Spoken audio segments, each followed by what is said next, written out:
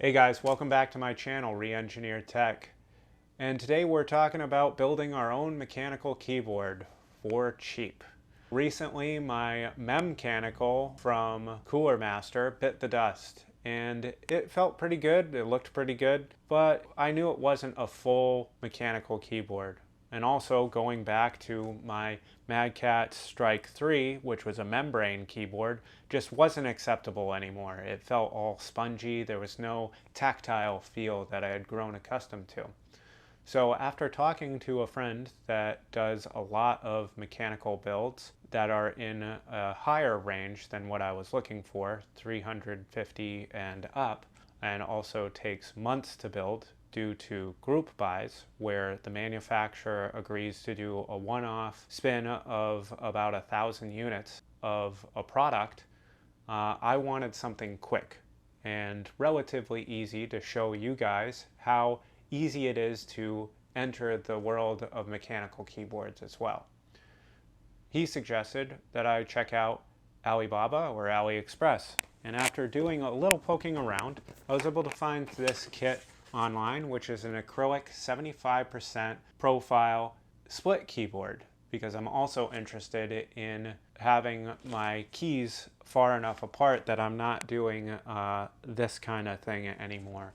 I have the space on the new desk, so I went with this. This came to about $130 and allowed us to pick out our own switches to be included in the kit instead of having to buy them separate, which helped keep the cost down. We went with Box Jades, which are a very nice tactile feel. It almost feels like you're kind of breaking glass. Very tiny piece of glass when you're pressing down on them, and it's gorgeous. So we went with this for about $130. And for the keycaps, I went with the Red Samurais from Drop Redsuns. But I bought them through the online retail side on Amazon, so I didn't have to wait a couple months that it takes for them to normally produce these. I got them within a week. So that being said, all you're going to need for this build is a little bit of solder with Rosin core. That's pretty much all the solder you can get these days, and a soldering iron, as well as a nice workspace to lay out your parts. So let's get started. All right guys, so now that we're over at our workbench / computer station, the following things will be needed for at least this kit, as listed in the description below. We need soldering iron, since this isn't hot swap capable. Even if you're adding hot swap capability to it, you're still going to need to solder it. Some solder, magic helping hands, this is optional. A set of Allen wrenches, just because that is what the fastener type is for our acrylic case, and a file. And the file is so we can even out any rough edges on the PCB to make it fit nicely into the case. So let's get started. All right, so included in our keyboard kit are the Box Jades switches, stabilizer kit, blister pack of front feet, which will help keep it from sliding around, as well as a set of 4 feet that raise the back of the keyboard up, PCB mount screws, and case fasteners, both the nuts and the bolts, along with actually Allen wrench. Then we have the USBs, one that is mini USB to mini USB, which will go between the 2 PCBs, and then a mini USB to USB-A that goes back to the computer. The PCBs, which go like this. On the bottom of this is printed all the different letters, so that way I know where to put each of the key types. And there are also RGB LEDs here, which will give a aura glow around the bottom of the keyboard. And then finally, the acrylic keyboard itself. It's partially put together already. So the first step is going to be disassembling this, so we see how all the rest of this needs to go. We're going to have to solder these into the PCBs, but I want to make sure that these will actually pass all the way through. All right, so we finished up with the other one. Obviously, there are these keys right here that I'm still figuring out the spacing of, so I've left it alone because this other side will help determine where these keycaps go.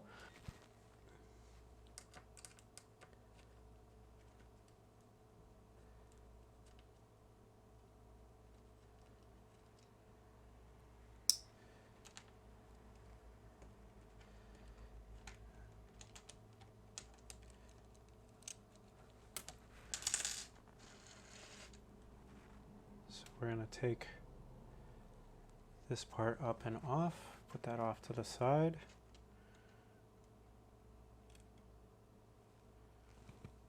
This part up and off, put that off to the side.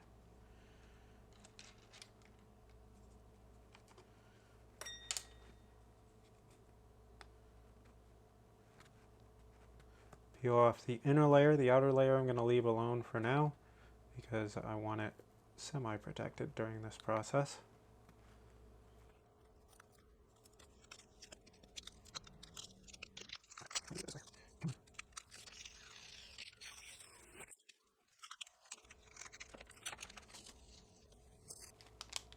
Try to get it all in one peel. These little extra tidbits here are a little bit of a pain to get off. The reason why I'm taking this protective coating off now is because since it's going to be on the inside, I don't really care what happens to it. Then we have our clear diffuser layer.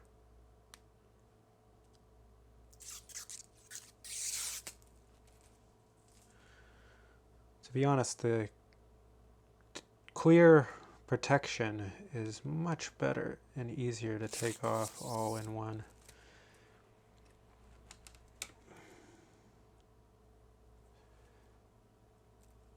So this layer has to go on top because this is the cleaner layer. So it's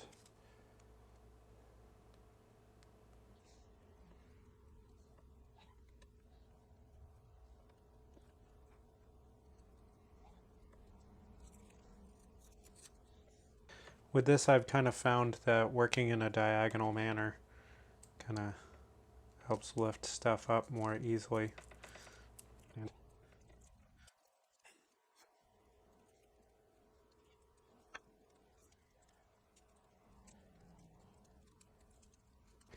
If you like snakes, this reminds me of a snake peeling its skin. Yay, we get another side to do. I get that it's all to make it all nice and pristine. I'm tempted to just leave it. Like, does it really need to have... I'm a perfectionist. I can't leave it. Oh, did you just crack?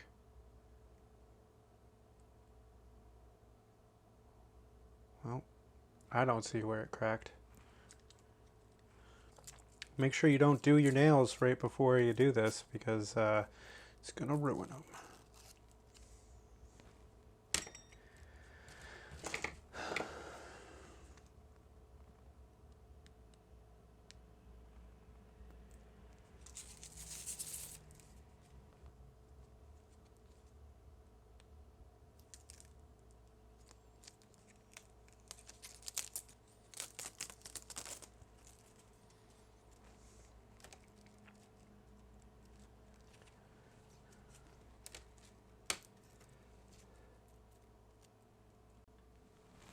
So now that we've got everything peeled, we're going to take our PCB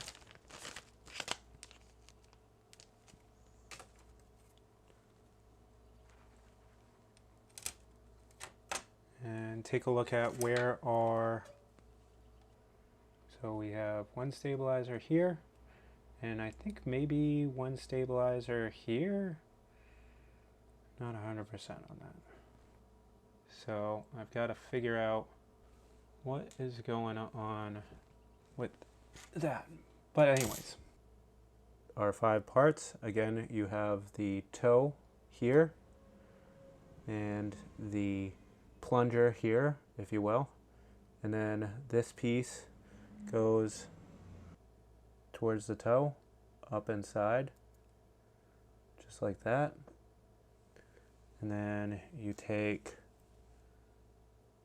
the wire and you feed it in. It's going to be loose. Just make sure that it moves. And then you're going to press it until you hear that click. And you can make sure that it moves again. Now we're going to do the same thing on the other side. So now we have this.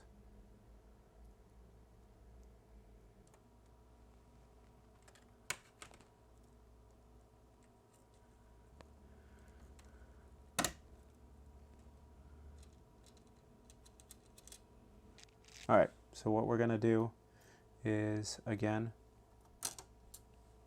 we're going to take this, and you can see that the toe is right here, and that goes, both of them go down in, so they're in this hole here. And then you're going to take the plunger and push that straight down in. There we go. And do the same on the other side.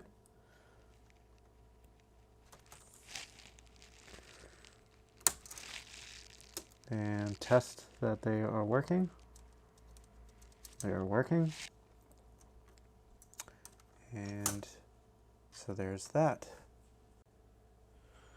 All right, guys, so after taking a break for a little while, because I just had other things to do in my life, we're back at it. I've taken some time to look between the 2 keycap sets that I have, and I think this is the one that I'm going to go with. I now know where my caps need to be. I also figured out where these had to go. And that means I also know where my last stabilizer needs to go. Now we just make sure that I put it in the right spot. I just putting this here. Okay, there's that. Here's control. I'm using a meta key instead of the Windows key, the Alt key, and then I've got a black key right there.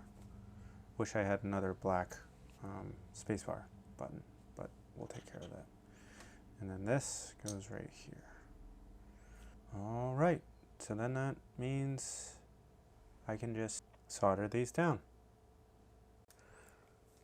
All right, so one of the things I am a little irritated with them about is they have all of these RGB LEDs here, right?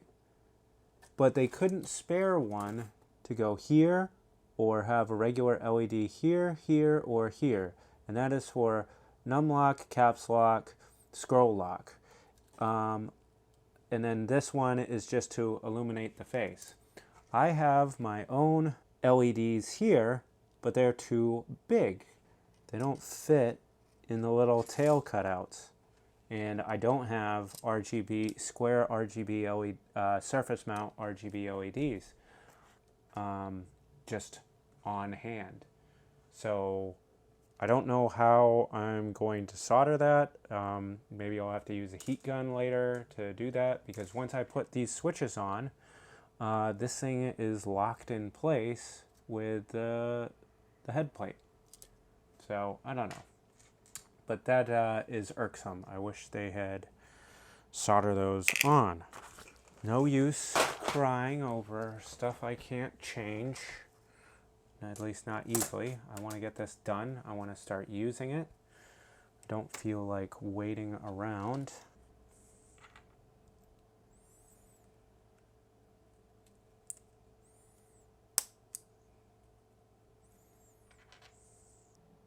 Make sure that the pins are up at the top, the pins here, just like with the board. So you're gonna pop that right down in. Sometimes it'll give you a little snap because it does snap into this part. Technically, you don't need the PCB on this while you're doing this, but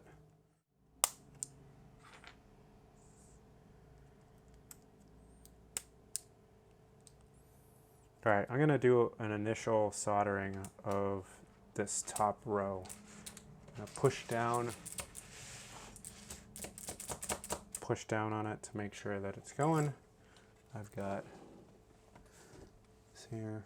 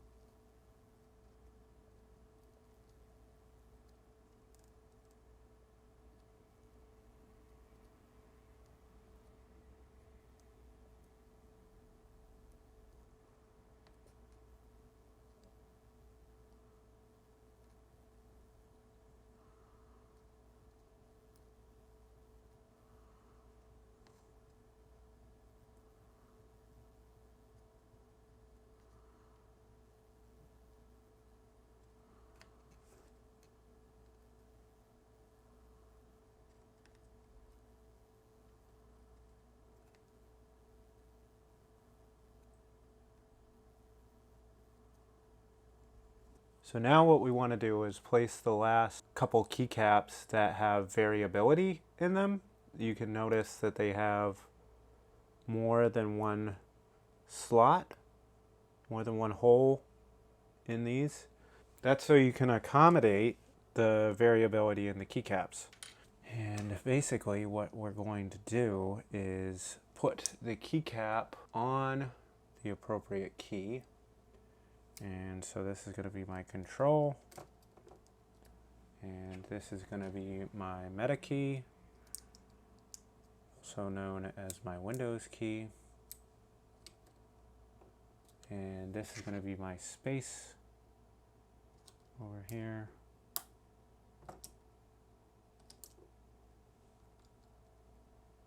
They don't have to be all the way on.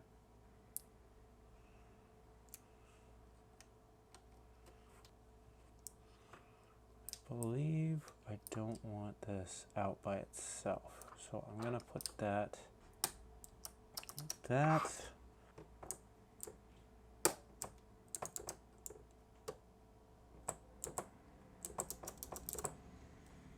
And then my Alt key goes here. And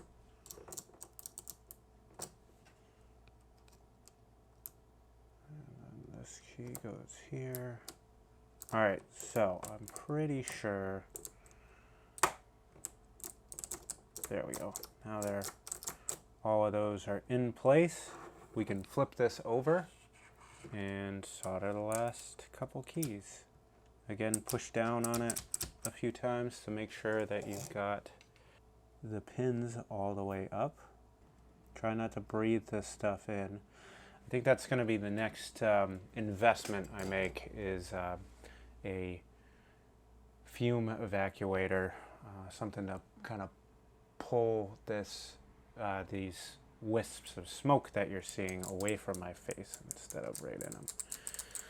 I don't want to get lung damage. All right, so now we're going to go back to this keyboard. Don't need the whole thing.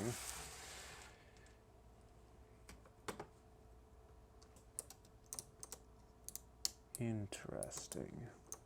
Even though these are all lined up as far as I can go, well, this one's lined up as far as I can go this way, there appears to be a larger gap between the keys here than I would have liked. Oh well, there's nothing you can do about that when the keycaps are all over as far as they can go.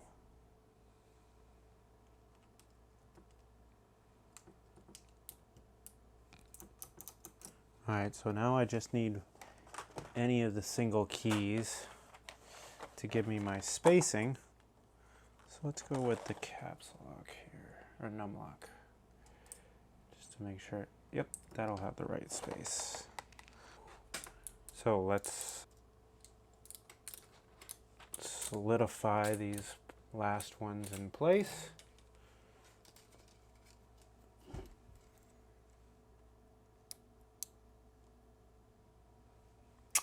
Good. All right, so we are done soldering.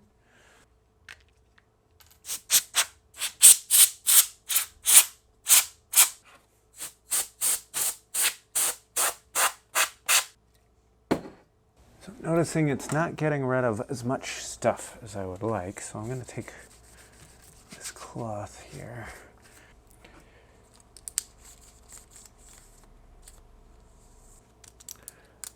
All right, more important layer to get all nice and kind of clean is this piece, because it's going to be letting light through it.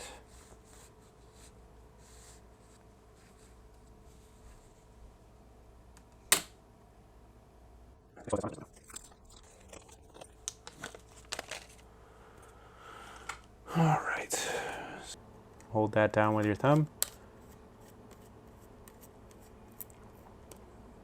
Get it most of the way there. Do the same on the other. And this is the inner hole here on this kit. Doesn't really need to be, I think, any tighter than that. If you want to, you can put a little bit more torque on it, but be careful putting a lot of torque on these because it is plastic. Yeah, that's good. So hand tight is usually going to be good enough. Don't need to get all the stuff off. I just want to get the dust off for the most part. This goes here. So now got to take, basically we're sandwiching all the pieces together. So I've got to take these protective coatings off. Sometimes it takes a little bit to get these started. There's always two sides. If you take it easy around these corners and around the holes, it won't rip up as much. It'll just peel. So it's interesting because these covers here, come on, are different than this undercover here. Which looks like a fox. It's actually covered up and made to look like just a generic hole. So, which actually covers up that head as well.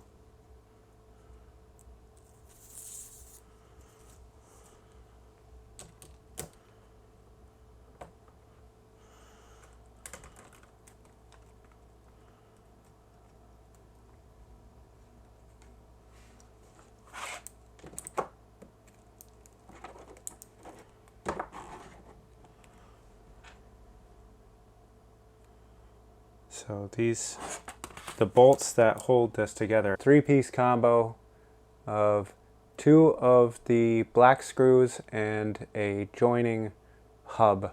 Basically you want to get 1/2 started. So you don't want to drive the screw all the way in. You want it to be a little bit out because we're going through this whole piece here. So I put one on, push it up in, and there's hexagonal cut to some of the layers while the other layers are circular. So you're gonna have to jockey this around a little bit to get everything to fit, and that's why you want to leave it loose at first. You want to square it up and then put your finger on the back end, because again, we're not tightening this too much, so you don't want to go too tight with this. I use the smaller side on the plexi. I mean, if you ever don't like the way something is aligned, you can always loosen it up and readjust. Now we're going to go to the other part.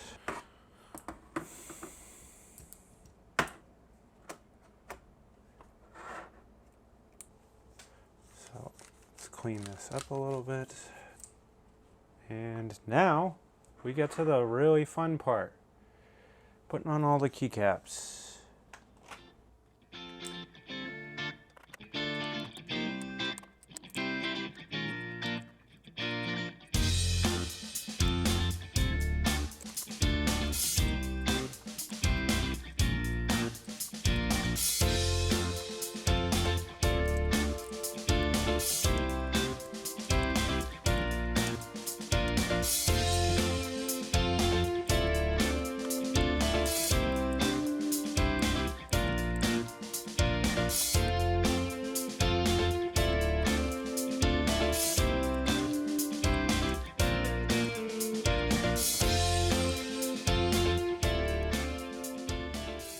So then we want to take the blisters,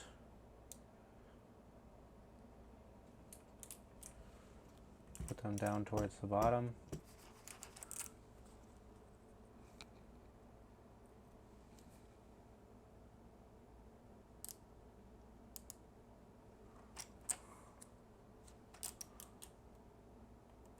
Get all the bubbles out.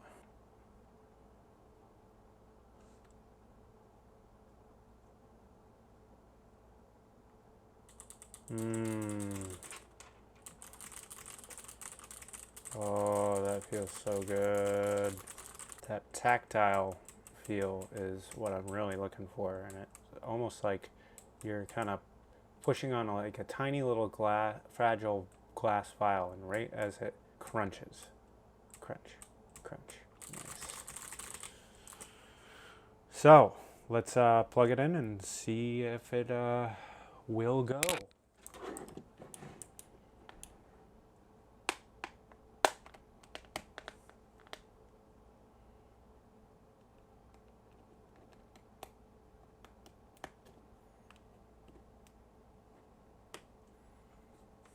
So this uses Boot Mapper.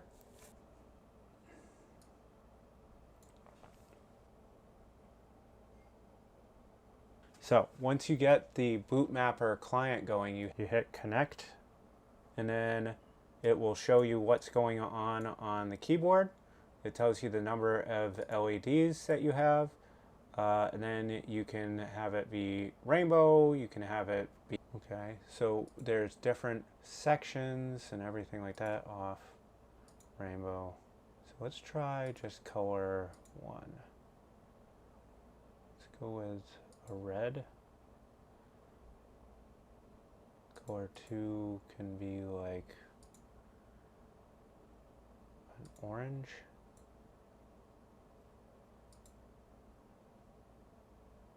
Ooh. So we have this color, we have this color, and we have this color.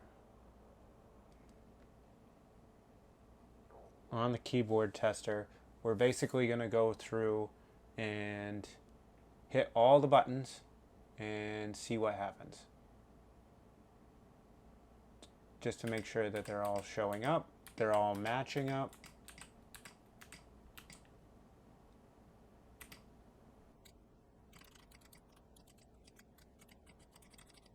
All right. So these actually show up as 1, 2, 3, 4, 5, 6, 7, 8, 9, 10, or 0 through 9. Basically, they are the numpad. So what I can do is, if I want, I can actually reprogram these. Instead of numerics, they can be function keys. But besides that, everything's working great. So let's show that sweet, sweet footage.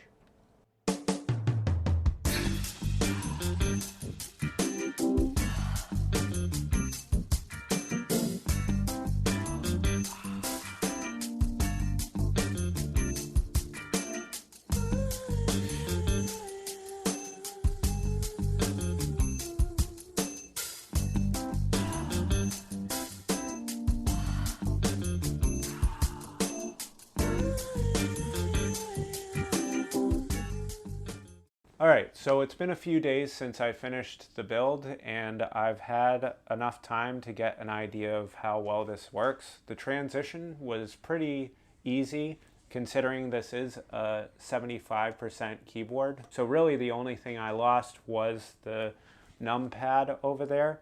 The nice thing about this kit is the fact that you can actually use it as a normal keyboard. So if you have somebody come over, they don't need to get used to the ergonomics. And then I can just switch it right back. Out of the box, the software saw the keyboard and made it work.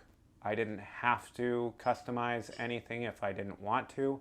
And it allowed me to set up the Aura LEDs on it with no issue. I'm loving the switches that were included in the kit that I picked out. That's because I was able to try them out beforehand. If you happen to have any friends that build keyboards, they'll probably have what are called switch testers, which allows you to put in multiple switches and kind of try them side by side. Highly recommend it. It let me find that I really wanted Kailh Box Jades, and it's a lovely fit for me. That being said, the build quality is pretty good. It's not going to be the most rugged thing because it is made with acrylic, but I'm not going to be bashing this around. So for me, at the price point, it's still a great fit. The keycaps fit nicely with the theme that I have going on my computer, which is samurai. But the one thing I wish it still had was the pips that help you find the home row on your keyboard without looking. That was a minor thing. The other thing I noticed while getting used to the setup is the bridging cable between the two parts is a bit short for my taste. I think I'm gonna have to go and actually build a custom coiled USB cable, because mini USB to mini USB is relatively hard to find, while USB-C to USB-C is easier. So keep that in mind if you're doing your own kit. It'll help you out in the long run to choose USB-C since it's the current standard. So I'm looking forward to building that with you guys in the future. If you guys like what you saw, hit that like button. Subscribe and keep in touch for future content where we build the USB cable. I'll be doing the shock game. And if you have any feedback, please leave it in the comments below. Thanks for joining us.